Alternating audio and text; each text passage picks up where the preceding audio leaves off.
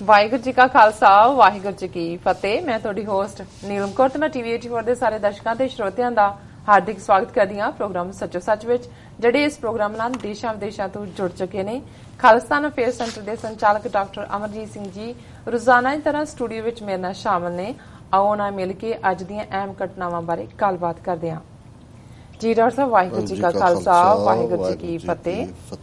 ਜੀ ਡਾਕਟਰ ਸਾਹਿਬ, ਤੁਹਾਡਾ ਬਹੁਤ ਬਹੁਤ ਸਵਾਗਤ ਹੈ ਪ੍ਰੋਗਰਾਮ ਸੱਚੋ ਸੱਚ ਵਿੱਚ। ਬਹੁਤ ਸ਼ੁਕਰੀਆ ਜੀ ਡਾਕਟਰ ਸਾਹਿਬ, ਅੱਜ 15 ਜੂਨ 2017 ਪਹਿਲੀ ਹਾੜ ਨਾਨਕਸ਼ਾਹੀ ਸੰਮਤ 549 ਦਾ ਦਿਨ ਹੈ ਤੇ ਡਾਕਟਰ ਸਾਹਿਬ, ਪ੍ਰੋਗਰਾਮ ਸ਼ੁਰੂ ਕਰਨ ਤੋਂ ਪਹਿਲਾਂ ਅਸੀਂ ਆਪਣੇ ਦਰਸ਼ਕਾਂ ਤੇ ਸਰੋਤਿਆਂ ਨੂੰ ਦੱਸ ਦਈਏ ਕਿ ਜੇ ਤੁਸੀਂ ਹੱਕ ਸੱਚ ਇਨਸਾਫ ਤੇ ਪਹਿਰਾ ਦਿੰਦਾ ਇੱਕੋ ਇੱਕ ਚੈਨਲ ਟੀਵੀ 84 ਨੂੰ ਦੇਖਣਾ ਚਾਹੁੰਦੇ ਹੋ ਤਾਂ ਤੁਸੀਂ ਦੇਖ ਸਕਦੇ ਹੋ spectrum cable, RCN cable, Bell 5 cable in Canada, roku, Jadoo box, ਸ਼ਾਵਾ, ਫੇਸਬੁੱਕ, ਗਲੋਬਲ ਸੀਪੀਐਨ ਦੀ ਐਪ ਰਾਹੀਂ, ਟੀਵੀ 84 ਦੀ ਐਪ ਰਾਹੀਂ ਆਨਲਾਈਨ ਸਟ੍ਰੀਮਿੰਗ ਤੁਸੀਂ ਟੀਵੀ 84 ਨੂੰ ਦੇਖ ਸਕਦੇ ਹੋ। ਜੀ ਡਾਕਟਰ ਸਾਹਿਬ, ਕੀ ਕਹਿਣਾ ਚਾਹੋਗੇ ਤੁਸੀਂ ਅੱਜ ਦੀ ਪਹਿਲੀ ਘਟਨਾ ਬਾਰੇ? ਦੇਖੋ, ਅੱਜ ਵੀ ਅਸੀਂ ਪਹਿਲਾ ਕੋਈ ਸਿਆਸੀ ਮੁੱਦਾ ਨਹੀਂ ਚੁਣਿਆ ਜੀ। ਸਿਆਸਤ ਜ਼ਿੰਦਗੀ ਦੇ ਅੱਡ-ਅੱਡ ਸ਼ੋਬਿਆਂ ਦਾ ਇੱਕ ਹਿੱਸਾ ਹੈ। ਬੇਸ਼ੱਕ ਸਿਆਸਤ ਸਾਡੇ ਜੀਵਨ ਦੀ ਹਰ ਚੀਜ਼ ਨੂੰ ਪ੍ਰਭਾਵਿਤ ਕਰਦੀ ਹੈ। ਸਿਆਸੀ ਫੈਸਲੇ ਔਰ ਵਕਤ ਨਾਲ ਅੱਜ ਹਕੂਮਤਾਂ ਦੇ ਹੱਥ 'ਚ ਇੰਨੀਆਂ ਤਾਕਤਾਂ ਨੇ ਕਿ ਤੁਹਾਡੇ ਫਾਈਨੈਂਸਿਸ, ਤੁਹਾਡੇ ਰਹਿਣ ਸਹਿਣ ਔਰ ਈਵਨ ਇਹਨਾਂ ਮੁਲਕਾਂ 'ਚ ਹੈਲਥ ਇੰਸ਼ੋਰੈਂਸ ਸਭ ਕੁਝ ਜਿਹੜਾ ਉਹ ਸਿਆਸਤ ਨਾਲ ਜੁੜਿਆ ਹੁੰਦਾ ਹੈ। ਇਸ ਲਈ ਸਿਆਸਤ 'ਚ ਦਿਲਚਸਪੀ ਵੀ ਵਧੀ ਹੈ। ਬਿਲਕੁਲ। ਪਰ ਜੇ ਅਸੀਂ ਕੁੱਲ ਮਿਲਾ ਕੇ ਦੇਖੀਏ ਤੇ ਜ਼ਿੰਦਗੀ ਦੇ ਸਫ਼ਰ ਦੇ ਵਿੱਚ ਜਦੋਂ ਨਿਰੰਕਾਰ ਨੇ, ਰੱਬ ਨੇ ਇਹ ਸਾਰੀ ਕਾਇਨਾਤ ਰਚੀ ਔਰ ਮਨੁੱਖੀ ਜੀਵਨ ਦਾ ਵਿਕਾਸ ਉਹ ਭਾਵੇਂ ਕਿਸੇ ਪ੍ਰੋਸੈਸ ਰਾਹੀਂ ਹੋਇਆ ਜਦੋਂ ਅਸੀਂ ਮਨੁੱਖ ਬਣੇ, ਤੇ ਉਸ ਮਨੁੱਖ ਦੇ ਵਿੱਚ ਇੱਕ ਹੋਪ, ਇੱਕ ਆਸ ਔਰ ਉਸ ਦੀ ਇੱਕ ਯਾਤਰਾ, ਇੱਕ ਜਰਨੀ। ਔਰ ਆਮ ਤੌਰ ਤੇ ਆਮ ਸਾਦਾ ਜ਼ਬਾਨ ਦੇ ਵਿੱਚ ਅਸੀਂ ਇਸ ਜਰਨੀ ਨੂੰ ਬਾਲਪਨ, ਬਚਪਨ, ਜਵਾਨੀ ਤੇ ਬੁਢਾਪਾ ਇਹਨਾਂ ਤਿੰਨ ਹਿੱਸਿਆਂ ਦੇ ਵਿੱਚ ਦੇਖਦੇ ਹਾਂ। ਫਿਰ ਬੇਸ਼ੱਕ ਉਸ ਦੇ ਲਈ ਬਾਲਪਨ ਦੇ ਨਾਲ ਲੜਕਪਨ ਹੈ ਜਾਂ ਐਡੋਲੈਸੈਂਟ ਹੈ ਜਾਂ ਫਿਰ ਯੰਗ ਹੈ, ਟੀਨ ਹੈ, ਔਰ ਇਸ ਦੇ ਨਾਲ ਅਸੀਂ ਇਸ ਨੂੰ ਡਿਫਰੈਂਟ 4-4, 6-6 ਸਾਲ ਦੇ ਡਿਫਰੈਂਸ ਦੇ ਉੱਤੇ ਕਹਿ ਸਕਦੇ ਹਾਂ। ਮਿਡਲ ਏਜ ਹੈ, ਓਲਡ ਏਜ ਹੈ। ਔਰ ਇੱਕ ਗੱਲ ਜ਼ਾਹਰ ਹੈ ਕਿ ਅਲਟੀਮੇਟਲੀ ਜੀਵਨ ਦਾ ਸਫ਼ਰ ਜਿਹੜਾ ਕਿ ਜਦੋਂ ਅਸੀਂ ਅੱਖਾਂ ਖੋਲ੍ਹਦੇ ਹਾਂ ਇਸ ਦੁਨੀਆ ਦੇ ਵਿੱਚ, ਉਸ ਤੋਂ ਸ਼ੁਰੂ ਹੋਇਆ ਸਫ਼ਰ, ਇਸ ਦਾ ਪੱਕਣਾ ਇਵੇਂ ਹੀ ਹੈ ਜਿਵੇਂ ਇੱਕ ਬੀਜ ਧਰਤੀ ਤੋਂ ਪੁੰਗਰਦਾ ਹੈ, ਜਰਮੀਨੇਟ ਹੁੰਦਾ ਹੈ ਔਰ ਹੌਲੀ ਪੂਰਾ ਉਹ ਰੁੱਖ ਬਣਦਾ ਹੈ। ਉਸ ਦੇ ਨਾਲ ਫਲ ਲੱਗਦੇ ਨੇ, ਉਹਨਾਂ ਫਲਾਂ ਦੇ ਵਿੱਚ ਫਿਰ ਬੀਜ ਹੁੰਦੇ ਨੇ ਜਿਨ੍ਹਾਂ ਨੇ ਅੱਗੋਂ ਫਲਾਂ ਦੀ ਗਰੋਥ ਕਰਨੀ ਹੁੰਦੀ ਹੈ ਜਾਂ ਉਸ ਰੇਸ ਦੀ ਜਾਂ ਉਸ ਸਪੀਸ਼ੀਜ਼ ਦੀ ਗਰੋਥ ਕਰਨੀ ਹੁੰਦੀ ਹੈ। ਸੋ ਕੁੱਲ ਮਿਲਾ ਕੇ ਅਸੀਂ ਜਦੋਂ ਪੁੱਤਰ, ਪੋਤਰੇ, ਦੋਤਰੇ ਉਸ ਲਾਈਨ ਦੇ ਉੱਤੇ ਦੇਖਦੇ ਹਾਂ ਤੇ ਇਹ ਅਲਟੀਮੇਟਲੀ ਬੁਢਾਪੇ ਤੱਕ ਆ ਕੇ ਇਹ ਜਿਹੜੀ ਪ੍ਰੋਸੈਸ ਹੈ ਇਹ ਕੰਪਲੀਟ ਹੁੰਦੀ ਹੈ ਜੇ ਇੱਕ ਦੁਨਿਆਵੀ ਅੱਖ ਦੇ ਨਾਲ ਦੇਖੀਏ। ਜੀ। ਇਸ ਦੇ ਵਿੱਚ ਵੀ ਕੋਈ ਸ਼ੱਕ ਨਹੀਂ ਹੈ ਕਿ ਕੁਝ ਐਸਾ ਇਸ ਨੂੰ ਬੇਸ਼ੱਕ ਪੂਰਬ ਨੇ ਜਾਂ ਐਂਸ਼ੀਐਂਟ ਦੀ ਜ਼ਬਾਨ ਦੇ ਵਿੱਚ, ਫਿਲਸਫੀਕਲ ਜਾਂ ਮਜ਼ਹਬੀ ਜ਼ਬਾਨ ਦੇ ਵਿੱਚ ਮਾਇਆ ਦਾ ਨਾਂ ਦਿੱਤਾ ਗਿਆ। ਕੋਈ ਉਸ ਨੂੰ ਅਗਿਆਨਤਾ, ਜਿਵੇਂ ਬੁੱਧਿਜ਼ਮ ਨੇ ਉਸ ਦੇ ਲਈ ਸ਼ਬਦ ਇਸਤੇਮਾਲ ਕੀਤਾ। ਜਾਂ ਅਸੀਂ ਇਹ ਕਹੀਏ ਕਿ ਜਦੋਂ ਅਸੀਂ ਅੱਖ ਖੋਲ੍ਹਦੇ ਹਾਂ ਤੇ ਫਿਰ ਜਿਵੇਂ ਗੁਰਬਾਣੀ ਨੇ ਸਾਨੂੰ ਯਾਦ ਕਰਾਇਆ ਕਿ ਭਾਈ ਹਰ ਜੀਓ ਗੁਫਾ ਅੰਦਰ ਰੱਖ ਕੇ ਵਾਜਾ ਪਵਨ ਵਜਾਇਆ ਵਾਜਾ ਪੌਣ 9 ਦੁਆਰੇ ਪ੍ਰਗਟ ਕੀਏ 10ਵਾਂ ਗੁਪਤ ਰਖਾਇਆ। ਗੁਰਦੁਆਰੇ ਲਾਏ ਭਾਵਨੀ ਇੱਕ ਨਾ 10ਵਾਂ ਦੁਆਰ ਦਿਖਾਇਆ। ਤਹ ਅਨੇਕ ਰੂਪ ਨੌ ਨਵ ਨਿਤ ਤਿਸ ਦਾ ਅੰਤ ਨਾ ਜਾਈ ਪਾਇਆ। ਕਹਿ ਨਾਨਕ ਹਰ ਪਿਆਰੇ ਜੀਓ ਗੁਫਾ ਅੰਦਰ ਰੱਖ ਕੇ ਵਾਜਾ ਪਵਨ ਵਜਾਇਆ। ਸੋ ਜਿਉਂ ਹੀ ਵੂੰਬ ਤੋਂ ਇਹ ਸਫ਼ਰ ਸ਼ੁਰੂ ਹੋਇਆ, ਵਾਜਾ ਹਵਾ ਦਾ ਵਾਜਾ ਵੱਜਿਆ, ਦਿਲ ਧੜਕਿਆ ਔਰ ਜਿਉਂ ਹੀ ਉਸ ਗੁਫਾ ਤੋਂ ਬਾਹਰ ਆ ਕੇ ਅੱਖ ਖੁੱਲੀ ਤੇ ਫਿਰ ਮਾਇਆ ਅਮਰ ਵਰਤਾਇਆ। ਹੁਣ ਇਹ ਅਮਰ ਜਿਹੜਾ ਸ਼ਬਦ ਹੈ ਅਰਬੀ ਦਾ, ਜਿਸ ਦਾ ਮਤਲਬ ਹੈ ਹੁਕਮ, ਲਿਵ ਛੁੜਕੀ ਲੱਗੀ ਤ੍ਰਿਸ਼ਨਾ, ਮਾਇਆ ਅਮਰ ਵਰਤਾਇਆ। ਕਿ ਜਿਹੜੀ ਲਿਵ ਹੈ, ਜਿਹੜਾ ਇੱਕ ਤੁਹਾਡਾ ਪੇਸ ਚੱਲ ਰਿਹਾ ਉਹ ਟੁੱਟਿਆ, ਉਸ ਤੁਸੀਂ ਗੁਫਾ ਚੋਂ ਬਾਹਰ ਆਏ, ਲਿਵ ਛੁੜਕੀ ਲੱਗੀ ਤ੍ਰਿਸ਼ਨਾ ਤੇ ਡਿਜ਼ਾਇਰਸ ਦੀ ਜਿਹੜੀ ਹੈ ਉਹ ਸ਼ੁਰੂਆਤ ਹੋਈ ਤੇ ਮਾਇਆ ਅਮਰ ਵਰਤਾਇਆ। ਮਾਇਆ ਦਾ ਹੁਕਮ ਸ਼ੁਰੂ ਹੋ ਗਿਆ। ਮਤਲਬ ਇਹ ਔਰ ਇਹ ਜਦੋਂ ਅਸੀਂ ਮਾਇਆ ਦੀ ਗੱਲ ਕਰਦੇ ਹਾਂ ਬਹੁਤ ਵਾਰ ਇਹਨੂੰ ਕਰੰਸੀ ਦੇ ਨਾਲ ਹੀ ਸਿਰਫ ਲੋਕ ਜੋੜ ਕੇ ਦੇਖਦੇ ਨੇ ਔਰ ਇਹ ਅਗਿਆਨਤਾ ਦਾ ਇੱਕ ਪਰਦਾ ਨਹੀਂ ਹੈ, ਇਹ ਇਸ ਬਾਰੇ ਵੀ ਅਗਿਆਨਤਾ ਹੈ ਕਿ ਕੱਲ ਨੂੰ ਕੀ ਹੋਣਾ ਜੀ, ਇਸ ਬਾਰੇ ਵੀ ਹੈ ਜੋ ਕੁਝ ਅਸੀਂ ਆਲੇ ਦੁਆਲੇ ਦੇਖ ਰਹੇ ਹੁੰਦੇ ਆ ਉਸ ਤੋਂ ਅਸੀਂ ਜਿਹੜਾ ਉਹਨੂੰ ਮੰਨਣ ਨੂੰ ਤਿਆਰ ਨਹੀਂ ਹੁੰਦੇ ਕਿ ਅਸੀਂ ਵੀ ਉਸ ਚੋਂ ਗੁਜ਼ਰਨੇ।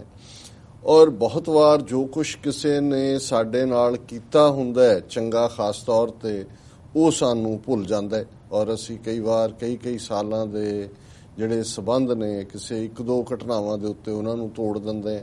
ਔਰ ਫਿਰ ਇਸ ਸਭ ਦਾ ਆਧਾਰ ਜੇ ਅਸੀਂ 21ਵੀਂ ਸਦੀ ਦੇ ਵਿੱਚ ਦੇਖੀਏ ਔਰ ਬੇਸ਼ੱਕ ਪਿਛਲੇ 50 ਸਾਲ 'ਚ ਸਾਇੰਸ ਦਾ ਪੇਸ ਇੰਨੀ ਤੇਜ਼ੀ ਦੇ ਨਾਲ ਸਿਵਲਾਈਜੇਸ਼ਨ ਨੂੰ ਉਸਨੇ ਅੱਗੇ ਅਗਲਾ ਠੁਮਕਾ ਦਿੱਤਾ ਹੈ ਕਿ ਸਾਡੀ ਬਹੁਤ ਸਾਰੀ ਸੋਚ ਸੈਂਟਰਲਾਈਜ਼ ਇੰਡੀਵਿਜੂਅਲਾਈਜ਼ ਵਿਅਕਤੀਵਾਦ ਦੇ ਨਾਲ ਮੈਂ ਦੇ ਨਾਲ ਜੁੜ ਗਈ।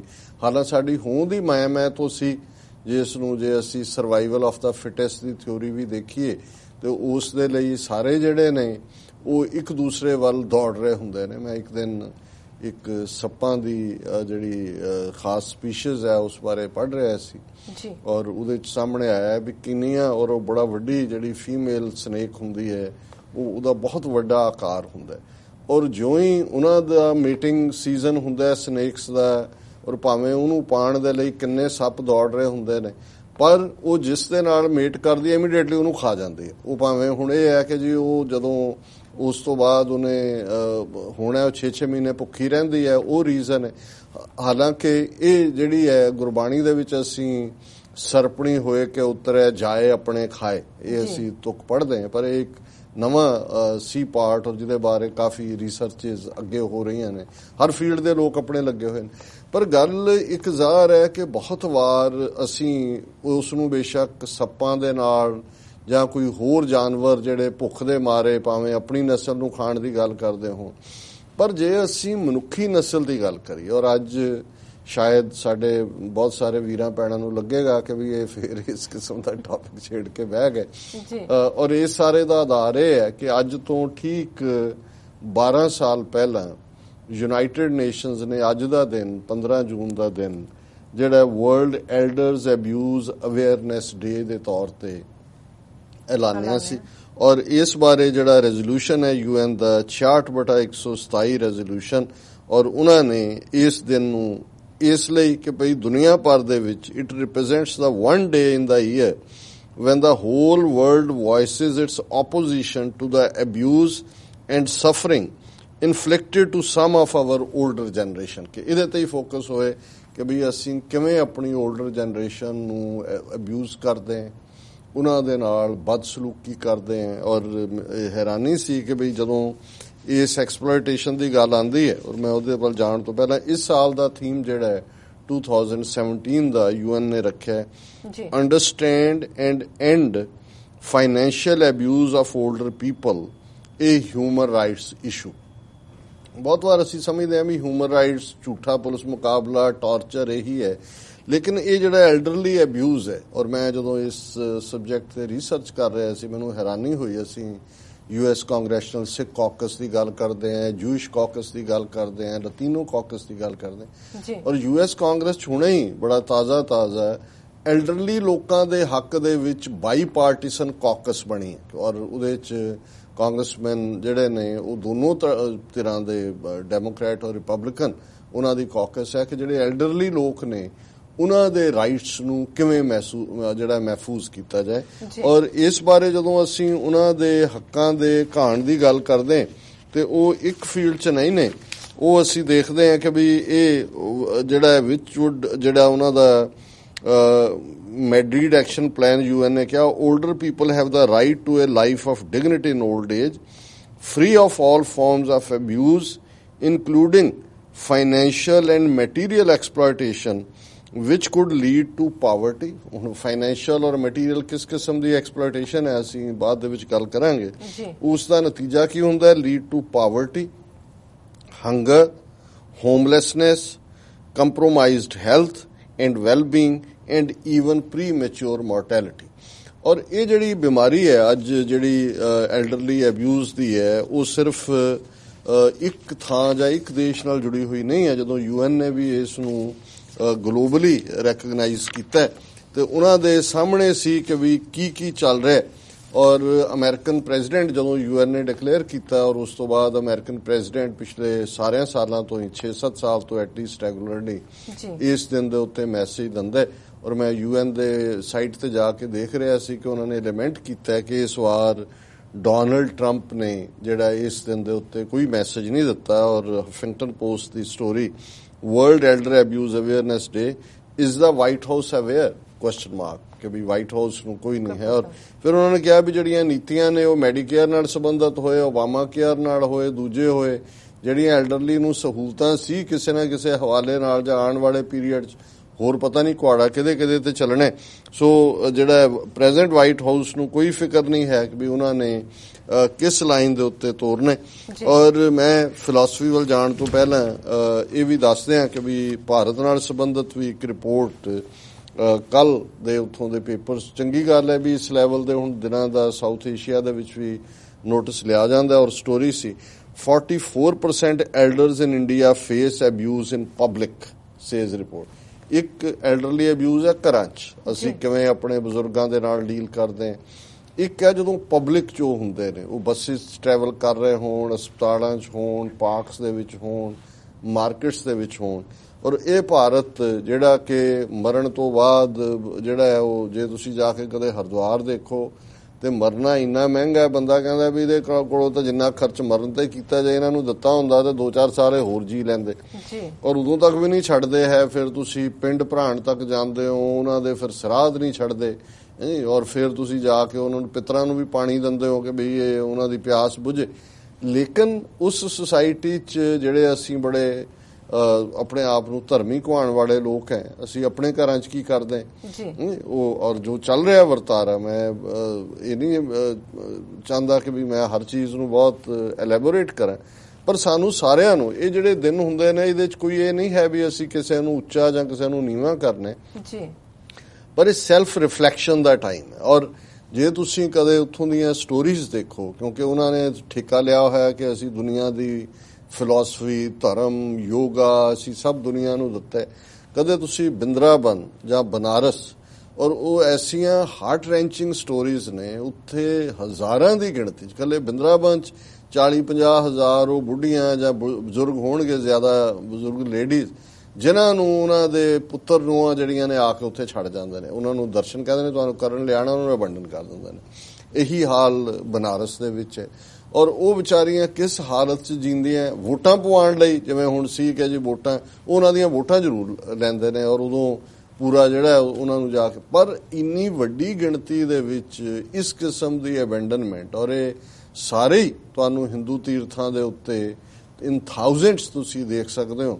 ਔਰ ਇਹ ਉਹ ਨੇ ਜਿਹੜੇ ਕਿ ਤੁਹਾਨੂੰ ਜਿਹੜਾ ਉਹ ਕਿਸ ਕਿਸਮ ਦੇ ਧਰਮ ਦੇ ਨਾਂ ਥੱਲੇ ਜੋ ਐਕਸਪਲੋਇਟ ਕਰਦੇ ਨੇ। ਸੋ ਇਹ ਰਿਪੋਰਟ ਇਹ ਇੰਡੀਆ ਬੇਸਡ ਹੈ ਔਰ ਇਸ ਦੇ ਉੱਤੇ ਹੈ ਕਿ 44% ਜਿਹੜੇ ਐਲਡਰਸ ਨੇ ਉਹ ਪਬਲਿਕ ਦੇ ਵਿੱਚ ਜਿਹੜੇ ਨੇ ਉਹ ਉਹਨਾਂ ਨੂੰ ਇਨਸਲਟ ਕੀਤਾ ਜਾਂਦਾ ਹੈ, ਅਬਿਊਜ਼ ਹੁੰਦੇ ਨੇ। ਬੈਂਗਲਾਰੂ, ਹੁਣ ਤੁਸੀਂ ਇੱਕ ਪਾਸੇ ਅਸੀਂ ਪੁਰਾਣੀ ਤਹਿਜ਼ੀਬ ਦੀ ਗੱਲ ਕਰਦੇ ਹਾਂ, ਅਨਪੜ੍ਹ ਲੋਕ, ਪੇਂਡੂ ਲੋਕ, ਦਿਹਾਤੀ ਲੋਕ, ਫਲਾਣਾ, ਉੱਥੇ ਭਾਵੇਂ ਸਮਾਜਿਕ ਇੱਕ ਭੈ ਥੱਲੇ ਹੀ ਸਹੀ ਜਾਂ ਸਮਾਜਿਕ ਜਿਹੜੇ ਆ ਕਰਸ ਤੋਂ ਡਰਦਿਆਂ ਹੀ ਸਹੀ ਕਿ ਲੋਕ ਕੀ ਕਹਿਣਗੇ, ਘੱਟੋ ਘੱਟ ਜਿਹਦਾ ਵੀ ਪੁੱਤਰ ਧੀ ਹੁੰਦਾ ਉਹਦੇ ਕੋਲ ਰਹਿੰਦਾ। ਪਰ ਹੁਣ ਜਦੋਂ ਅਸੀਂ ਐਡਵਾਂਸ ਸੁਸਾਇਟੀਜ਼ ਦੀ ਗੱਲ ਕਰਦੇ ਹਾਂ, ਹੁਣ ਬੈਂਗਲਾਰੂ ਹੋਏ, ਬੰਗਲੌਰ, ਚੇਨਈ, ਹੈਦਰਾਬਾਦ, ਦਿੱਲੀ, ਨੋਇਡਾ, ਚੰਡੀਗੜ੍ਹ, ਇਹ ਬੜੀਆਂ ਹਾਈਫਾਈ ਸਿਟੀਜ਼ ਔਰ ਜਿਹੜੀਆਂ ਨੇ IT ਹੱਬ ਨੇ। ਔਰ ਇਹਦੇ 'ਚ ਇਹ ਕਿ ਬੈਂਗਲਾਰੂ ਫੇਅਰਸ ਵਰਸਟ ਵਿਦ 70%, 70% ਬਜ਼ੁਰਗ ਜਿਹੜੇ ਨੇ ਉਹਨਾਂ ਦਾ ਜਿਹੜਾ ਅਬਿਊਜ਼ ਹੈ ਉਹ ਬੈਂਗਲਾਰੂ ਸ਼ਹਿਰ ਦੇ ਵਿੱਚ ਹੁੰਦਾ ਹੈ। ਦਿੱਲੀ ਬੈਟਰ ਹੈ 23%, ਕਿ ਦਿੱਲੀ ਕਹਿੰਦਾ ਫਿਰ ਵੀ ਬਿਹਤਰ ਹੈ ਵੀ ਇੱਥੇ 23% ਲੋਕ ਹੁੰਦੇ ਨੇ।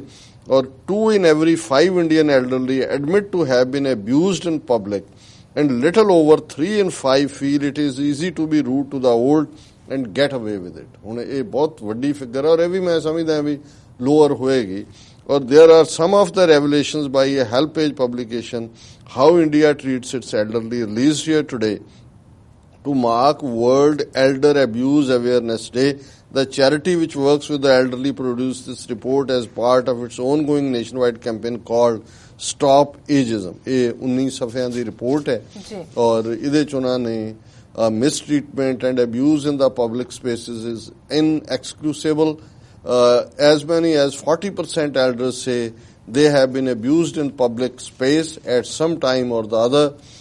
The report also shows nearly half of the elderly felt the society discriminated against them, and 64% said it was easy to be rude to them and get away with it. ਹੁਣ ਇਹ ਤਾਂ ਜਸਟ ਉਹੀ ਹੈ ਕਿ ਕਿਸੇ ਨੇ ਤੁਹਾਨੂੰ seat ਨਹੀਂ ਆਫਰ ਕੀਤੀ, ਕੋਈ ਅਦਰਵਾਈਜ਼ ਹੋਇਆ। ਹੁਣ ਕੁੱਲ ਮਿਲਾ ਕੇ ਔਰ ਮੈਂ ਜਦੋਂ ਇਸ ਬੁਢਾਪੇ ਦਾ ਕਾਨਸੈਪਟ ਔਰ ਜਿਉਂ-ਜਿਉਂ ਲਾਈਫ ਜ਼ਿੰਦਗੀ ਲੰਬੀ ਹੋ ਰਹੀ ਹੈ, ਲੌਂਜੇਵਿਟੀ ਹੈ, ਦਵਾਈਆਂ ਦਾ ਅਸਰ, ਇੱਕ ਜ਼ਮਾਨਾ ਸੀ ਕਿੰਨੇ ਅਪ ਟੂ ਫਸਟ 5 ਇਅਰਸ ਜਿਹੜੀ ਹੈ 20-25% ਮਰ ਜਾਂਦੇ ਸੀ ਬੱਚੇ ਬੱਚੀਆਂ। ਬਹੁਤੇ ਤਾਂ ਜਿਹੜੇ ਨੇ ਜਦੋਂ ਜੇ ਟੈਟਨਸ ਔਰ ਦੂਜੇ ਦਾ ਕਾਨਸੈਪਟ ਨਹੀਂ ਸੀ ਜਾਂ ਕੋਈ ਐਂਟਾਈਸੈਪਟਿਕ ਹੋਣਾ ਜਾਂ ਦੂਜੇ ਦੀ ਕੋਈ ਲਾਈਨ ਨਹੀਂ ਸੀ, ਉਹ ਕੋਈ ਦਾਤੀ ਦੇ ਨਾਲ ਪਲਾਸੈਂਟਾ ਨਾੜੂ ਕੱਟਿਆ ਜਾਂਦਾ ਸੀ, ਕੋਈ ਹੋਰ ਹੈ। ਕਿੰਨੀਆਂ ਮੌਤਾਂ ਮਾਂ ਦੀ ਔਰ ਬੱਚੇ ਬੱਚੀ ਦੀ ਜਨਮ ਦੇ ਵੇਲੇ ਹੀ ਹੋ ਜਾਂਦੀਆਂ ਸੀ। ਫਿਰ 5 ਸਾਲ ਤੱਕ ਪਹੁੰਚਦੇ ਆ ਕਦੇ ਕੋਈ ਟੱਟੀਆਂ ਉਲਟੀਆਂ ਨਾਲ, ਕੋਈ ਹੈਜ਼ੇ ਨਾਲ, ਕੋਈ ਟਾਈਫਾਇਡ ਨਾਲ ਔਰ ਕਿਸ ਕਿਸਮ ਦੀਆਂ ਬਿਮਾਰੀਆਂ। ਫਿਰ 15-20 ਸਾਲ ਬਾਅਦ ਕਦੇ ਜਿਹੜਾ ਹੈ ਉਹ ਅਕਾਲ ਪੈ ਜਾਂਦਾ ਸੀ, 30-40 ਸਾਲ ਬਾਅਦ ਪਲੇਗ ਆ ਜਾਂਦੀ ਸੀ। ਜੇ ਤੁਸੀਂ ਈਵਨ 20ਵੀਂ ਸਦੀ ਚ ਜਦੋਂ ਤੱਕ ਇਹ ਪੈਨਸਲਿਨ ਨਹੀਂ ਨਿਕਲੀ, ਜਿਹੜੀਆਂ ਬਹੁਤ ਸਾਰੀਆਂ ਬਿਮਾਰੀਆਂ ਦੇ ਨਾਲ ਲੋਕ ਮਰ ਜਾਂਦੇ ਸੀ, ਜਦੋਂ ਪੈਨਸਲਿਨ ਆਈ ਉਸ ਤੋਂ ਬਾਅਦ ਇਲਾਜ ਉਹਨਾਂ ਦੀਆਂ ਫਰਦਰ ਡੈਰੀਵੇਟਿਵਸ ਆਏ ਔਰ ਦੂਸਰੀਆਂ ਚੀਜ਼ਾਂ ਆਈਆਂ, ਇੱਕ ਵੱਖਰੀ ਲਾਈਨ। ਸੋ ਕੁੱਲ ਮਿਲਾ ਕੇ ਅੱਜ ਜਦੋਂ ਅਸੀਂ ਐਨ ਜਨਮ ਤੋਂ ਸ਼ੁਰੂ ਕਰਦੇ ਹਾਂ, ਉਹਨਾਂ ਦਾ ਜਿਹੜੀ ਹੈ ਵੈਕਸੀਨੇਸ਼ਨ ਪ੍ਰੋਸੈਸ ਸ਼ੁਰੂ ਹੁੰਦੀ ਹੈ, ਪੋਲੀਓ ਦਾ DPT ਹੈ, ਦੂਜਾ ਲਗਾਤਾਰਤਾ ਨਾਲ ਹੈਪੇਟਾਈਟਸ ਦੀਆਂ ਹੁਣ ਸ਼ੁਰੂ ਜਿਉਂ-ਜਿਉਂ ਆਇਆ। ਸੋ ਇਹ ਇੰਨੀ ਪ੍ਰੋਗਰੈਸ ਨੇ ਔਰ ਜ਼ਾਹਰ ਹੈ ਕਿ ਚੰਗੀਆਂ ਮੈਡੀਕਲ ਫੈਸਿਲਿਟੀਜ਼ ਨੇ, ਉਮਰ ਤਾਂ ਵਧਾ ਦਿੱਤੀ ਲੇਕਿਨ ਕੁਆਲਿਟੀ ਆਫ ਲਾਈਫ ਜਿਹੜੀ ਹੈ ਉਹ ਬਹੁਤ ਥੱਲੇ ਚਲੀ ਗਈ। ਔਰ ਨਤੀਜੇ ਦੇ ਤੌਰ ਤੇ ਇਸ ਵੇਲੇ ਜਿਹੜੀ ਐਲਡਰਲੀ ਜਨਰੇਸ਼ਨ ਹੈ ਸ਼ਾਇਦ ਸਭ ਤੋਂ ਜ਼ਿਆਦਾ ਜਾਪਾਨ 'ਚ ਹੈ।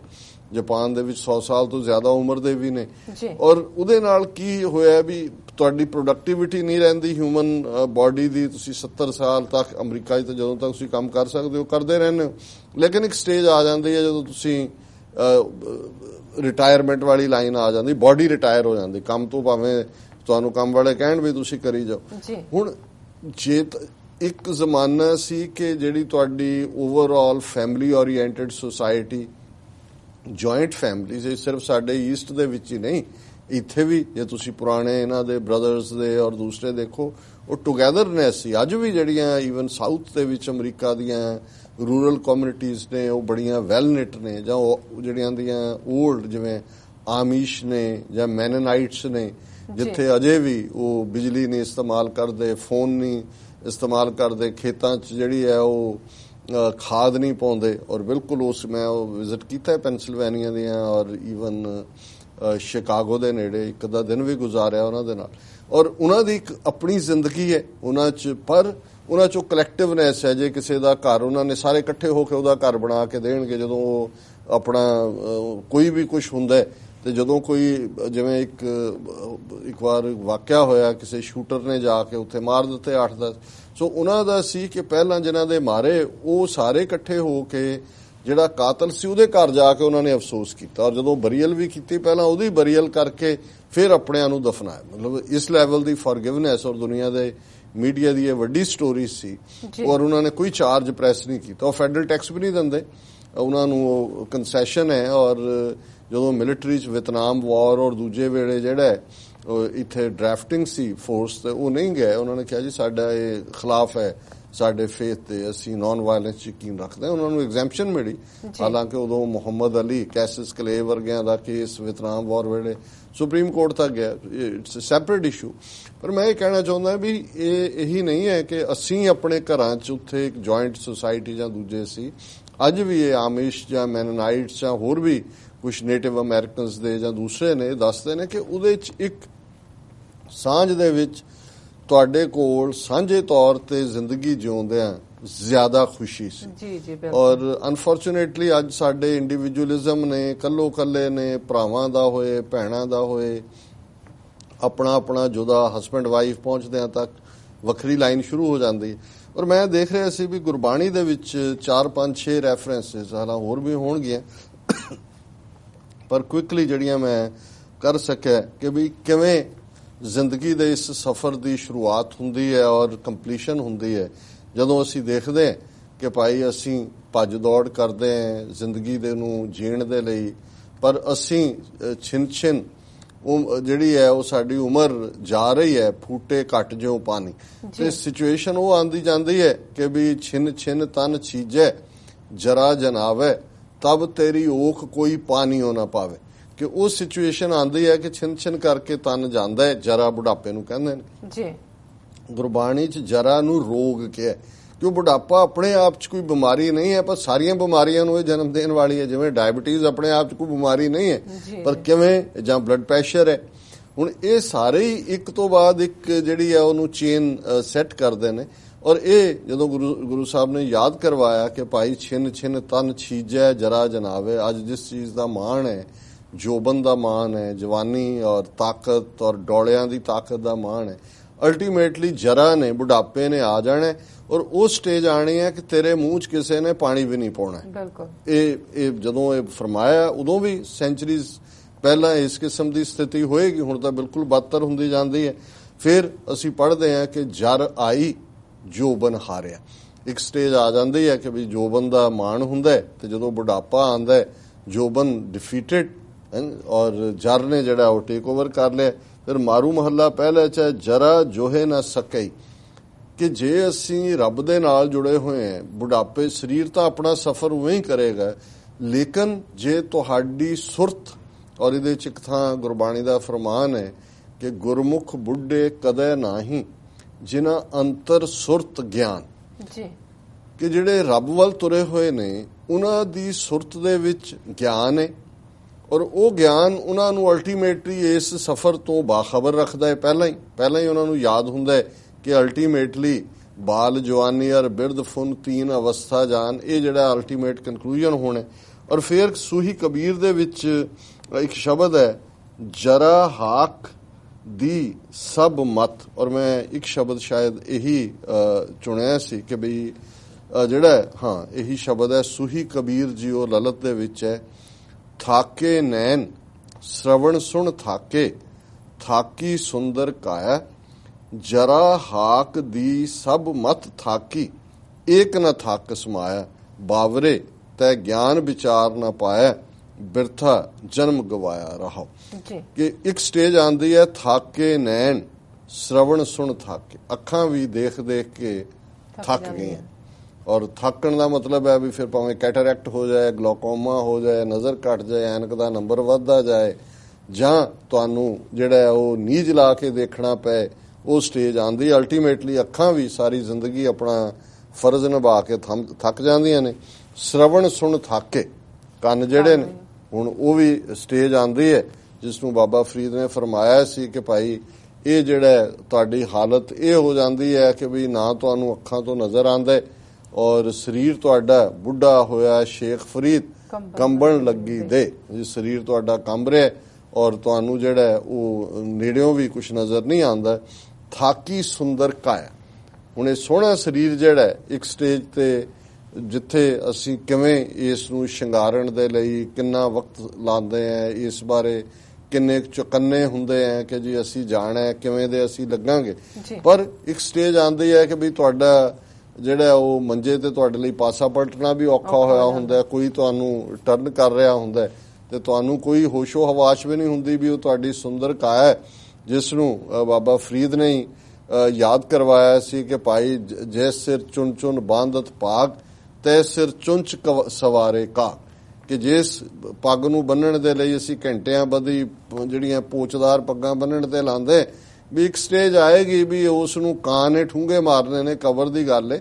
ਔਰ ਸਾਡੇ ਸਾਹਮਣੇ ਵੀ ਜਿਹੜਾ ਹੈ ਉਹ ਨਜ਼ਰ ਆਉਂਦਾ ਹੈ ਕਿ ਭਾਈ ਥਾਕੀ ਸੁੰਦਰ ਕਾਇਆ, ਅਰੇ ਜਿਹੜੀ ਬੁਢਾਪੇ ਨਾਲ ਜਰਾ ਹਾਕ ਦੀ ਸਭ ਮਤ ਥਾਕੀ, ਕਿ ਜਿਉਂ ਹੀ ਬੁਢਾਪੇ ਨੇ ਆਵਾਜ਼ ਦਿੱਤੀ, ਬੁਢਾਪੇ ਦਾ ਅਲਾਰਮ ਵੱਜਿਆ, ਹਾਕ ਆਵਾਜ਼ ਨੂੰ ਕਹਿੰਦੇ ਨੇ, ਬੁਢਾਪੇ ਨੇ ਆਵਾਜ਼ ਦਿੱਤੀ, ਏਕ ਨਾ ਥੱਕ ਸਮਾਇਆ। ਪਰ ਉਹਨੇ ਕਿਹਾ ਵੀ ਇਹ ਦੇਖੋ ਮਨ ਦੀ ਹਾਲਤ, ਸਰੀਰ ਥੱਕ ਗਿਆ, ਕੰਨ ਥੱਕ ਗਏ ਨੇ, ਅੱਖਾਂ ਥੱਕ ਗਈਆਂ, ਪਰ ਵਿਚਲੀ ਜਿਹੜੀ ਤ੍ਰਿਸ਼ਨਾ ਹੈ ਜਿਹੜਾ ਮਾਇਆ ਦਾ ਬੋਲਬਾਲਾ ਹੈ, ਮਾਇਆ ਅਮਰ ਵਰਤਾਇਆ, ਜਿਹੜਾ ਜਨਮ ਦੇ ਨਾਲ ਆ ਗਈ ਸੀ ਨਾਲ ਮਾਈ, ਉਹਨੇ ਖਹਿੜਾ ਨਹੀਂ ਛੱਡਿਆ ਹੈ। ਉਹ ਉਵੇਂ ਹੀ ਤ੍ਰਿਸ਼ਨਾ, ਉਵੇਂ ਹੀ ਉਹ ਸਾਰਾ ਪਾਠ। ਸੋ ਔਰ ਇਸੇ ਤਰ੍ਹਾਂ ਮਾਰੂ ਮਹੱਲਾ ਤੀਜਾ ਚ ਜਰਾ ਜਮ ਤਿਸ ਜੋਹੇ ਨਾ ਸਾਕੇ, ਮਹੱਲਾ ਮਲਾਰਵਾਰ ਪਹਿਲਾ ਚ ਜਰ ਜਰਵਾਣਾ ਕੰਨ ਚੜਿਆ, ਕਿ ਵੀ ਆ ਗਿਆ। ਔਰ ਇਹ ਜਿਹੜਾ ਜਰ ਹੈ ਇਹ ਜਰਵਾਣਾ ਹੈ ਆਪਣੇ ਆਪ ਦੇ ਵਿੱਚ, ਟਾਇਰੈਂਟ ਹੈ। ਕਿਉਂਕਿ ਜਦੋਂ ਟਾਇਰੈਂਟ ਕੀ ਹੈ, ਟਾਇਰੈਂਟ ਤੁਹਾਨੂੰ ਦੁੱਖ ਦਿੰਦਾ ਹੈ। ਬੁਢਾਪਾ ਉਸ ਲੈਵਲ ਤੱਕ ਤੁਹਾਨੂੰ ਲੈ ਜਾਂਦਾ ਵੀ ਤੁਹਾਡੇ ਕੋਲ ਦੁੱਖ ਤੋਂ ਬਿਨਾਂ ਹੋਰ ਕੁਝ ਨਹੀਂ ਹੁੰਦਾ। ਤੁਹਾਡੇ ਲਈ ਜਿਹੜੀ ਆ ਹਰ ਪਲ ਜਿਹੜਾ ਔਖਾ ਗੁਜ਼ਰਦਾ। ਔਰ ਬਿਲਾਵਲ ਕਬੀਰ ਜੀ ਦਾ ਜਰਾ ਜੀਵਨ ਜੋਬਨ ਗਿਆ, ਕਿ ਬਈ ਜਰਾ ਆਇਆ ਤੇ ਜੀਵਨ ਔਰ ਜੋਬਨ ਚਲਾ ਗਿਆ। ਭੈਰੋ ਕਬੀਰ ਹੈ ਜਰਾ ਮਰਨ ਛੂਟੇ, ਕਿ ਵੀ ਇਹ ਇੱਕ ਸਟੇਜ ਆ ਜਾਂਦੀ ਹੈ ਜਦੋਂ ਤੁਸੀਂ ਰੱਬ ਵੱਲ ਤੁਰਦੇ ਹੋ, ਫਿਰ ਨਜ਼ਰ ਆ ਰਿਹਾ ਹੁੰਦਾ ਗੁਜ਼ਰਦੇ ਤੁਸੀਂ ਉਹ ਸਾਰੇ ਚੋਂ, ਪਰ ਇਹ ਅਲਟੀਮੇਟ ਤੁਹਾਡੀ ਸਟੇਜ ਹੈ। ਸੋ ਇਹ ਤਾਂ ਇਸ ਦਾ ਫਲਸਫਾਨਾ ਜਾਂ ਰੂਹਾਨੀ ਪੱਖ ਹੈ।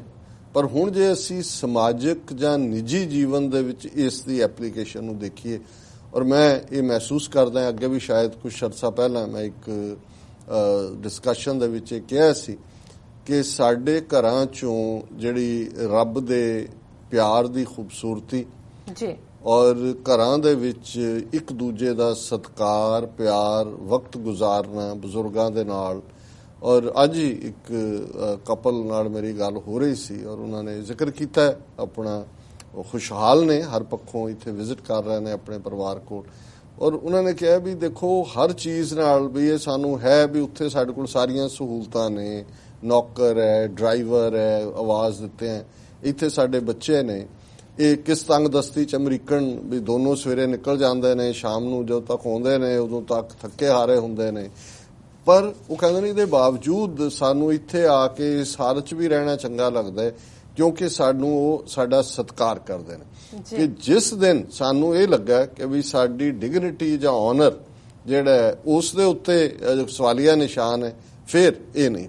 ਹੁਣ ਇਹ ਗੱਲ ਮੈਂ, ਕਿਉਂਕਿ ਉਹਨਾਂ ਨੂੰ ਸ਼ਾਇਦ ਪਤਾ ਵੀ ਨਹੀਂ ਸੀ ਵੀ ਅੱਜ ਜਿਸ ਦਿਨ ਦੇ ਉੱਤੇ ਉਹ ਗੱਲ ਕਰ ਰਹੇ ਨੇ ਉਹ ਦਿਨ ਕੀ ਹੈ, ਪਰ ਮੇਰਾ ਮਾਈਂਡ ਸਵੇਰੇ ਉੱਠਦਿਆਂ ਜਦੋਂ ਮੈਂ ਕੋਈ ਦੇਖਦਾ ਹੋ ਰਿਹਾ ਹੁੰਦਾ ਤੇ ਮੈਂ ਉਸ ਸਾਰੇ 'ਚ ਘੁੰਮ ਰਿਹਾ ਹੁੰਦਾ, ਤੇ ਮੈਨੂੰ ਇਸ ਗੱਲ ਦਾ ਖਿਆਲ ਆਇਆ ਕਿ ਵੀ ਬਜ਼ੁਰਗ ਜਿਹੜੇ ਨੇ ਸਾਡੇ, ਉਹਨਾਂ ਨੇ ਸਾਰਾ ਜੀਵਨ ਦਿੱਤਾ ਹੁੰਦਾ। ਉਹ ਆਪਣੀ ਸਾਰੀ ਜਿੰਨੀ ਹਿਊਮਨ ਸਿਵਲਾਈਜੇਸ਼ਨ ਦੀ ਜੇ ਅਸੀਂ ਪ੍ਰੋਗਰੈਸ ਦੇਖੀਏ ਤੇ ਉਹ ਇੱਕ ਜਨਰੇਸ਼ਨ ਜਿਵੇਂ ਉਹ ਰਿਲੇ ਰੇਸ ਦੇ ਵਿੱਚ ਬੈਟਨ ਜਾਂ ਉਹ ਇੱਕ ਉਹ ਜਿਹੜਾ ਲਾਠੀ ਹੁੰਦੀ ਆ ਉਹਨੂੰ ਫੜਾਉਂਦਾ ਤੇ ਦੂਜਾ ਦੌੜਦਾ।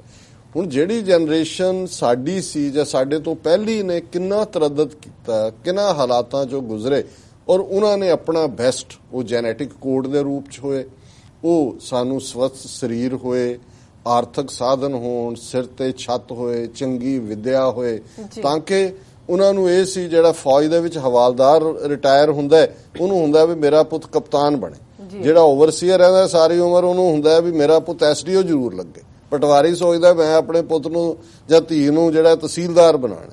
ਔਰ ਇਸੇ ਤਰ੍ਹਾਂ ਜਿਹੜਾ ਕੰਪਾਊਂਡਰ ਹੁੰਦਾ ਉਹਦੇ ਲਈ ਡਾਕਟਰ ਹੀ ਰੱਬ ਹੁੰਦਾ, ਸਾਰੀ ਉਮਰ ਉਹਨੇ ਡਾਕਟਰ ਦੇ ਆਰਡਰ ਲਏ ਹੁੰਦੇ ਨੇ, ਔਰ ਉਹ ਹੁੰਦਾ ਵੀ ਜੇ ਮੇਰਾ ਪੁੱਤਰ ਡਾਕਟਰ ਬਣ ਜਾਏ ਜਾਂ ਮੇਰੀ ਧੀ ਡਾਕਟਰ ਬਣ ਜਾਏ। ਅੱਜ ਤਾਂ ਦੋਨੋਂ ਹੀ ਉਸ ਫੀਲਡ 'ਚ ਨੇ। ਹੁਣ ਅਸੀਂ ਇਹ ਦੇਖੀਏ ਵੀ ਜਦੋਂ ਉਹ ਡਾਕਟਰ ਬਣ ਜਾਂਦਾ ਹੈ, ਉਹ ਕਪਤਾਨ ਬਣ ਜਾਂਦਾ ਹੈ, ਉਹ IAS ਬਣ ਜਾਂਦਾ ਹੈ ਜਾਂ ਇੱਥੇ, ਤੇ ਫਿਰ ਉਹਨੂੰ ਉਹ ਵਿਆਹ ਕੇ ਕਿੰਨੇ ਚਾਅ ਨਾਲ, ਭਾਈ ਗੁਰਦਾਸ ਜੀ ਦੀ ਇੱਕ ਵਾਰ ਵੀ ਮੈਂ ਡਿਸਕਸ ਕੀਤੀ ਸੀ ਕਿ ਮਾਪਿਓ ਕਿਵੇਂ ਚਾਵਾਂ ਨਾਲ ਮੁੰਡਾ ਵਿਆਹ ਕੇ ਲਿਆਉਂਦੇ ਨੇ, ਤੇ ਫਿਰ ਹੁਣ ਉਹਨੂੰ ਲੱਗਦਾ ਹੈ ਕਿ ਵੀ ਇਹ ਮੇਰੇ ਦੋਸਤ IAS ਦੇ ਜਾਂ ਦੂਜਿਆਂ ਦੇ ਆ ਰਹੇ ਨੇ ਬਰਾਬਰ ਦੇ ਡਾਕਟਰਾਂ ਦੇ, ਇਹ ਮੇਰੇ ਅਨਪੜ੍ਹ ਜਿਹਾ ਪਿਓ ਜਿਹੜਾ ਪ੍ਰੋਪਰਲੀ ਐਵੇਂ ਖੱਦਰ ਦਾ ਕੁਰਤਾ ਪਜਾਮਾ ਪਾਇਆ, ਚੱਜ ਨਾਲ ਇਹਨੂੰ ਡਰੈਸ ਅਪ ਹੋਣਾ ਵੀ ਨਹੀਂ ਆਉਂਦਾ, ਖਾਉ ਵੀ ਕਰਦਾ, ਉਹ ਫਿਰ ਉਹਨਾਂ ਨੂੰ ਉਹ ਦੂਰ ਹੀ ਰੱਖਦੇ। ਫਿਰ ਕਿਵੇਂ ਵੱਡੀ ਕੋਠੀ ਬਣੀ ਹੁੰਦੀ ਹੈ, ਉਹਦੇ ਨੁੱਕਰ 'ਚ ਤੁਸੀਂ ਕਮਰਾ ਬਣਾ ਦਿੱਤਾ ਹੈ, ਉਹ ਵੀ ਤੁਹਾਨੂੰ ਲੱਗ ਰਿਹਾ ਹੁੰਦਾ ਕਿ ਵੀ ਇਹਨੂੰ ਕੀ ਕਰਨਾ। ਔਰ ਮੈਂ ਸ਼ਾਇਦ ਇੱਕ ਕਿਸੇ ਥਾਂ ਤੇ ਗੱਲ ਸੁਣਾ ਰਿਹਾ ਸੀ, ਔਰ ਇਹ ਪਰਸਨਲ ਜਦੋਂ ਤੁਸੀਂ ਦੇਖਿਆ ਹੁੰਦਾ, ਔਰ ਮੇਰੇ ਲਈ ਜੇ ਮੈਂ ਜ਼ਿੰਦਗੀ ਦੇ ਵਿੱਚ ਕੁਝ ਸਿੱਖਿਆ ਤੇ ਹਮੇਸ਼ਾ ਬਜ਼ੁਰਗਾਂ ਦੇ ਪੈਰਾਂ 'ਚ ਬੈਠ ਕੇ ਉਹਨਾਂ ਦੇ ਨਾਲ ਗੁਫ਼ਤਗੂ ਕਰਕੇ, ਆਪਣਿਆਂ ਨਾਲ ਹੀ ਨਹੀਂ, ਮੈਂ ਜਿੱਥੇ ਵੀ ਕਿਤੇ ਮਿਲਣ ਵੀ ਜਾਣਾ ਜਾਂ ਦੂਜਾ ਬਹੁਤ ਸਾਰੇ ਦੂਜੇ ਜਿਹੜੇ ਪਾਰਟੀ ਕਲਚਰ ਜਾਂ ਦੂਜੇ ਤੀਜੇ ਤੇ ਮੈਂ ਉਹ ਲੱਭਦਾ ਹੁੰਦਾ ਸੀ ਵੀ ਕਿੱਥੇ ਨੇ, ਮੈਂ ਉਹਨਾਂ ਦੇ ਕੋਲ ਬੈਠ ਕੇ ਜਾਂ ਉਹਨਾਂ ਦਾ। ਔਰ ਮੈਨੂੰ ਇੱਕ ਗੱਲ ਅੱਜ ਤੱਕ ਨਹੀਂ ਭੁੱਲੀ ਹੈ, ਜਲੰਧਰ ਦੇ ਮਾਡਲ ਟਾਊਨ ਦੀ ਗੱਲ ਹੈ, ਔਰ ਉਹ ਸੱਜਣ ਪਹਿਲਾਂ ਗੋਬਿੰਦਗੜ੍ਹ ਉੱਥੇ ਰਹੇ ਸਨ, ਔਰ ਫੌਜ ਦੇ ਵਿੱਚ ਉਹ ਹੌਲਦਾਰ ਤਾਂ ਨਹੀਂ ਸ਼ਾਇਦ ਸੂਬੇਦਾਰ ਮੇਜਰ ਰਿਟਾਇਰ ਹੋਏ। ਔਰ ਉਹਨਾਂ ਦੇ 4 ਲੜਕੇ, ਚਾਰੋਂ ਹੀ ਉਹਨਾਂ ਦੀ ਚਾਹਨਾ ਸੀ ਫੌਜ ਦੇ ਵਿੱਚ, ਇੱਕ ਕਰਨਲ, ਇੱਕ ਮੇਜਰ, ਇੱਕ ਕੈਪਟਨ, ਇੱਕ ਸ਼ਾਇਦ ਬ੍ਰਿਗੇਡੀਅਰ, ਔਰ ਚਾਰੋਂ। ਔਰ ਉਹਨਾਂ ਨੇ ਅਖੀਰਲੇ ਦਿਨਾਂ 'ਚ ਥੋੜਾ ਬਹੁਤ ਕਰਕੇ ਮਾਡਲ ਟਾਊਨ 'ਚ ਇੱਕ ਪੁਰਾਣਾ ਘਰ ਸੀ, ਉਹਨੂੰ ਰੈਨੋਵੇਟ ਕਰਕੇ ਬਣਾ ਵੀ ਲਿਆ, ਕਮਰੇ ਕੁਮਰੇ ਬਣਾ ਲਏ। ਔਰ ਉਹਨਾਂ ਨੂੰ ਮਿਲਣ ਗਏ ਮੇਰੇ ਨਾਲ ਇੱਕ ਹੋਰ ਸੱਜਣ, ਉਹ ਇੰਡਸਟਰੀਅਲ ਪ੍ਰੋਮੋਸ਼ਨ ਆਫਿਸਰ ਸਨ। ਅਸੀਂ ਉਹਨਾਂ ਦੇ ਘਰ ਗਏ, ਉਹਨਾਂ ਨੂੰ ਬਜ਼ੁਰਗ ਸਨ, ਬਜ਼ੁਰਗ ਮਾਤਾ ਪਿਤਾ ਦੋਨੋਂ ਬੈਠੇ, ਉਹਨਾਂ ਦਾ ਹਾਲ ਚਾਲ ਪੁੱਛਿਆ ਜਾਂ ਦੂਜਾ, ਔਰ ਗੱਲਾਂ ਕਰਦੇ ਕਰਦੇ ਉਹਨਾਂ ਦੀਆਂ ਅੱਖਾਂ 'ਚੋਂ ਅਥਰੂ ਵਗਣ ਲੱਗ ਗਿਆ। ਉਹਨੂੰ ਪੁੱਛਿਆ ਜੀ ਕੀ? ਕਹਿੰਦੇ ਜੀ ਮੈਂ ਸਾਰੀ ਉਮਰ ਸਲੂਟ ਮਾਰੇ ਸੀ, ਬੂਟ ਖੜਕਾਏ ਸੀ, ਮੇਰੀ ਚਾਹਨਾ ਸੀ ਵੀ ਮੇਰੇ ਪੁੱਤਰ ਅਫਸਰ ਬਣ। 4 ਕਹਿੰਦੇ ਪੁੱਤਰ ਰੱਬ ਨੇ ਦਿੱਤੇ, ਚਾਰੋਂ ਆ ਉਹਨਾਂ ਦੇ ਰੈਂਕ ਨੇ। ਹੁਣ ਕਹਿੰਦੇ ਕਿ ਵੀ ਉਹਨਾਂ ਨੇ ਸਾਡਾ ਧਿਆਨ ਜਾਂ ਦੂਜਾ ਤਾਂ ਦੂਰ ਦੀ ਗੱਲ ਹੈ, ਕਹਿੰਦੇ ਵੀ ਹੁਣ ਆਏ ਸੀ ਪਿੱਛੇ ਕੋਈ ਸਮਾਗਮ ਸੀ ਤੇ ਆਪਸ 'ਚ ਹੀ ਉਹ ਝਗੜਦੀਆਂ ਸੀ, ਉਹਨਾਂ ਦੀਆਂ ਘਰ ਵਾਲੀਆਂ ਵੀ, ਉਹ ਵੀ ਜਿਹੜੇ 4 ਕਮਰੇ ਨੇ ਕਿਤੇ ਕਿਹੜਾ ਕਿਨੇ ਲੈਣਾ। ਸੋ ਉਹਨਾਂ ਨੇ ਕਿਹਾ ਕਿ ਵੀ ਅਜੇ ਅਸੀਂ ਅੱਖਾਂ, ਤੇ ਮੈਂ ਉਹਨਾਂ ਨੂੰ ਇਹ ਕਿਹਾ, ਜਿਵੇਂ ਮੇਰਾ ਸੁਭਾਅ ਸੀ, ਮੈਂ ਕਿਹਾ ਜੀ ਇਹ ਇੱਕ ਹਾਲਤ ਹੈ ਕਿ ਵੀ ਸੰਗ ਸਖਾ ਸਭ ਤਜ ਗਏ, ਕਹੂ ਨਾ ਨਿਭਿਓ ਸਾਥ, ਕਹ ਨਾਨਕ ਬਿਪਤ ਮੈਂ ਟੇਕ। ਉਹਨਾਂ ਨੇ ਮੈਨੂੰ ਨਾਲ ਹੀ ਵਿੱਚੇ ਟੋਕ ਦਿੱਤਾ, ਕਹਿੰਦੇ ਇਹ ਤਾਂ ਮਰਨ ਤੋਂ ਬਾਅਦ ਦੀ ਗੱਲ ਹੈ, ਇਹ ਤਾਂ ਜਿਉਂਦਿਆਂ ਛੱਡ ਗਏ ਵੀ ਮਰਨ ਤੋਂ ਬਾਅਦ ਤਾਂ ਇਹਨਾਂ ਨੇ ਕੀ ਤੁਰਨਾ ਹੈ। ਇਹ ਤਾਂ ਸੋ ਇਹ ਅੱਜ ਸਾਡਾ ਗਰੀਡ ਔਰ ਇੰਡੀਵਿਜੂਅਲਿਜ਼ਮ ਇਸ ਕਿਸਮ ਦਾ ਹੈ ਕਿ ਇੱਕ ਛੋਟੇ ਜਿਹੇ ਘਰ ਦੇ ਵਿੱਚ ਵੀ ਉਹੀ ਅਸੀਂ ਆਪਣੀ ਜਨਰੇਸ਼ਨ, ਕਿੰਨੇ ਕਿੰਨੇ ਭੈਣ ਭਰਾ ਉਸੇ ਹੀ ਛੱਤ ਥੱਲੇ, ਉੱਤੇ ਉਹ ਚਾਦਰ ਦੀਆਂ ਪਈਆਂ ਹੋਈਆਂ ਨੇ ਟੀਨਾਂ, ਉਹ ਵੀ ਚੋ ਰਿਹਾ ਹੈ। ਕੋਈ ਹੋਰ ਹਾਲਾਤ ਕਿਨਾਂ 'ਚ ਰਹਿ ਰਹੇ ਨੇ, ਕਿਰਾਏ ਦੇ ਘਰਾਂ 'ਚ ਉਹਨੇ ਨਿੱਕੇ ਜਿਹੇ ਕਿਚਨ 'ਚ ਮਾਵਾਂ ਨੇ, ਉਸੇ ਤਰ੍ਹਾਂ ਹੀ ਚੁੱਲ੍ਹੇ 'ਚ ਅੱਗ ਵੀ ਬਲ ਰਹੀ ਹੈ, ਉੱਥੇ ਹੀ ਭਾਂਡੇ ਵੀ ਧੋਤੇ ਜਾ ਰਹੇ ਨੇ, ਕੋਈ ਉੱਥੇ ਬਾਥਰੂਮ ਅੱਡ ਨਹੀਂ ਬਣੇ ਹੋਏ ਵੀ ਉਹਦੇ 'ਚ ਹੀ ਉਹ ਪਰਦਾ ਲਟਕਾ ਕੇ ਬੀਬੀਆਂ ਨਹਾ ਰਹਿੰਦੀਆਂ ਨੇ ਉਹਨੇ 'ਚ ਤੁਸੀਂ। ਸੋ ਉਸ ਸਾਰੇ ਦੇ ਵਿੱਚ ਵੀ ਇੱਕ ਵੈਲਕਮ ਸੀ ਕਿ ਕੌਣ ਆ ਰਿਹਾ ਹੈ, ਭੂਆ ਦੇ ਬੱਚੇ ਆ ਰਹੇ ਨੇ, ਮਾਮੇ ਦੇ, ਮਾਮੀ ਦੇ, ਛੁੱਟੀਆਂ ਦੇ ਕੌਣ ਜਾ ਰਿਹਾ, ਛੁੱਟੀਆਂ ਤੇ ਕੌਣ ਆ ਰਿਹਾ, ਔਰ ਕਿੰਨਾ ਵੱਡਾ ਦਿਲ ਸੀ। ਅੱਜ ਸਾਡੇ ਕੋਲ ਕਿੰਨਾ ਕੁਝ ਹੈ, ਕਿੰਨੇ ਵੱਡੇ ਘਰ ਨੇ ਸਾਡੇ ਕੋਲ, ਪਰ ਆਪਣੇ ਮਾਪਿਓ ਲਈ ਜਾਂ ਫॉर ਰੀਜ਼ਨ ਦੈਟ ਰੀਜ਼ਨ, ਮੈਂ ਇਹਦੇ 'ਚ ਡਿਸਕ੍ਰਿਮੀਨੇਟ ਨਹੀਂ ਕਰਦਾ ਕਿਸੇ ਵੀ ਪੱਖੋਂ, ਕਿ ਇਹ ਜਿਹੜਾ ਇੱਕ ਇੰਡੀਵਿਜੂਅਲਿਜ਼ਮ ਦੀ ਲਾਈਨ ਆ ਗਈ ਜਿੱਥੇ ਸਾਨੂੰ ਮੈਂ ਔਰ ਅਸੀਂ ਕਰਦੇ ਨਹੀਂ, ਇਹ ਕਮਰਾ ਮੇਰੇ ਫਲਾਣੇ ਬੱਚੇ ਦਾ ਹੈ, ਮੇਰੀ ਠਿਮਕੇ ਬੱਚੇ ਦਾ ਹੈ, ਉਹਦੀ ਬੱਚੀ ਦਾ ਹੈ, ਤੇ ਫਿਰ ਐਲਡਰਸ ਲਈ ਕੀ ਬਚਿਆ, ਕੋਈ ਨਹੀਂ, ਇਹ ਬਾਹਰ ਜਿਹੜਾ ਉਹਦੇ 'ਚ ਹੀ ਉਹਨਾਂ ਨੂੰ ਲਾ ਦਿੰਦੇ ਆ, ਉਹਦੇ 'ਚ ਲਿਵਿੰਗ ਰੂਮ 'ਚ ਹੀ ਲਾ ਦਿੰਦੇ। ਹੁਣ ਅਸੀਂ ਇਹ ਭੁੱਲ ਜਾਂਦੇ ਹਾਂ ਕਿ ਕਦੇ ਉਹੀ ਮਾਪਿਓ ਨੇ, ਜੇ ਅਸੀਂ ਜਿਨ੍ਹਾਂ ਨੂੰ ਸਾਨੂੰ ਕਿੰਨਾ ਚਾਵਾਂ ਲਾਡਾਂ ਨਾਲ ਪਾਲਿਆ ਮਾਪਿਓ ਨੇ, ਅਸੀਂ ਉਹਨਾਂ ਦਾ ਇਹ ਹਸ਼ਰ ਕਰ ਰਹੇ ਹਾਂ ਤੇ ਸਾਡੇ ਬੱਚੇ ਬੱਚੀਆਂ ਜਿਹੜੇ ਨੇ ਉਹ ਵੀ ਦੇਖ ਰਹੇ ਨੇ ਕਿ ਵੀ ਅਸੀਂ ਕੀ ਕਰ ਰਹੇ ਹਾਂ, ਤੇ ਵੀ ਉਹਨਾਂ ਨੇ ਫਿਰ ਸਾਡੀ ਕੀ ਥਾਂ ਦੇਣੀ ਹੈ ਜਾਂ ਕੀ ਥਾਂ ਬਣਾਣੀ ਹੈ। ਸੋ ਮੈਂ ਮੇਰੇ ਖਿਆਲ ਵਕਤ ਕਾਫੀ ਲੈ ਲਿਆ ਇਹ ਸਾਰੇ ਸੈਗਮੈਂਟ ਤੇ, ਪਰ ਇਹ ਮੇਰੇ ਲਈ ਕਈ ਚੀਜ਼ਾਂ ਜਿਹੜੀਆਂ ਮੈਂ ਡੇ ਟੂ ਡੇ ਲਾਈਫ 'ਚ ਦੇਖਦਾ, ਬਹੁਤ ਸਾਰੇ ਘਰਾਂ 'ਚ ਵਿਚਰਦਿਆਂ ਦੇਖਦੇ ਹਾਂ, ਬਹੁਤ ਸਾਰੇ ਘਰਾਂ ਦੀ ਕਹਾਣੀ ਹੈ। ਮੈਨੂੰ ਇਹ ਲੱਗਦਾ ਹੈ ਕਿ ਵੀ ਜੇ ਅਸੀਂ ਇਸ ਗੱਲ ਨੂੰ ਨਹੀਂ ਰੀਅਲਾਈਜ਼ ਕਰਾਂਗੇ, ਇਸ ਗੱਲ ਦੀ ਗੱਲ ਨਹੀਂ ਕਰਾਂਗੇ ਔਰ ਇਸ ਪਾਸੇ ਵੱਲ ਤੁਰਨ ਦੀ ਕੋਸ਼ਿਸ਼ ਸਾਡੇ ਅਸੀਂ ਜਿਹੜੇ ਪੱਟੇ ਜਾ ਰਹੇ ਹਾਂ ਇਸ ਇੰਡੀਵਿਜੂਅਲਿਜ਼ਮ ਦੀ ਮਾਰ ਥੱਲੇ, ਤੇ ਫਿਰ ਕੌਣ ਕਰੇਗਾ। ਸੋ ਮੈਂ ਸਮਝਦਾ ਵੀ ਇਸ ਦਿਨ ਦੇ ਉੱਤੇ ਜਿਹੜਾ ਕਿ ਬੇਸ਼ੱਕ ਅਵੋਇਡਿੰਗ ਦਾ ਅਬਿਊਜ਼ ਅਗੇਂਸਟ ਦਾ ਐਲਡਰਸ ਹੈ, ਬਟ ਮੈਂ ਗੋਇੰਗ ਅ ਸਟੈਪ ਫਰਦਰ ਕਿ ਇਹਨਾਂ ਬਜ਼ੁਰਗਾਂ ਦੀ ਛਾਂ, ਇਹਨਾਂ ਦੀ ਬਲੈਸਿੰਗ, ਜਿਸ ਘਰ ਦੇ ਵਿੱਚ ਬਜ਼ੁਰਗਾਂ ਦਾ ਸਤਿਕਾਰ ਹੈ ਉਸ ਘਰ ਦੇ ਵਿੱਚ ਬਰਕਤ ਵੀ ਹੈ, ਉਸ ਘਰ ਦੇ ਵਿੱਚ ਬਲੈਸਿੰਗ ਹੈ। ਔਰ ਜਿੱਥੇ ਸਿਰਫ ਤੇ ਸਿਰਫ ਅਸੀਂ ਮੈਂ ਐਗਜ਼ਿਸਟ ਕਰਦਾ, ਜਿੱਥੇ ਮੈਂ ਆਏਗੀ ਉੱਥੇ ਹੋਰ ਸਭ ਕੁਝ ਬਾਹਰ ਹੋ ਜਾਂਦਾ, ਤੇ ਮੈਂ ਕਰਦੇ ਆ ਸਾਰਾ ਜੀਵਨ ਲੰਘ ਜਾਏ, ਮੈਂ ਕਰਦੇ ਆ ਤੁਸੀਂ ਜਿਹੜਾ ਉਹ ਆਪਣਾ ਜੀਵਨ ਵਿਹਾ ਲੈਂਦੇ ਹੋ, ਔਰ ਉਸ 'ਚ ਕਦੇ ਵੀ ਸੁੱਖ ਔਰ ਆਨੰਦ ਨਹੀਂ ਹੁੰਦਾ। ਸੋ ਅੱਜ ਦਾ ਇਹ ਪ੍ਰੋਗਰਾਮ ਅਸੀਂ ਆਪਣੇ ਸਾਰੇ ਇਸ ਪਲੈਨਟ ਦੇ ਬਜ਼ੁਰਗਾਂ ਦੇ ਨਾਮ ਕਰਦੇ ਹਾਂ ਜੀ। ਰਾਜ ਸਾਹਿਬ ਤੁਹਾਡਾ ਬਹੁਤ ਬਹੁਤ ਸ਼ੁਕਰੀਆ। ਇੱਥੇ ਲੈਣੇ ਬ੍ਰੇਕ। ਵਿਊਅਰਸ, ਸਾਡਾ ਇਸ ਤਰ੍ਹਾਂ ਬਣੇ ਰਹਿਣਾ, ਮਿਲਦੇ ਹਾਂ ਛੋਟੇ ਜਿਹੇ ਵਕਫੇ ਤੋਂ ਬਾਅਦ।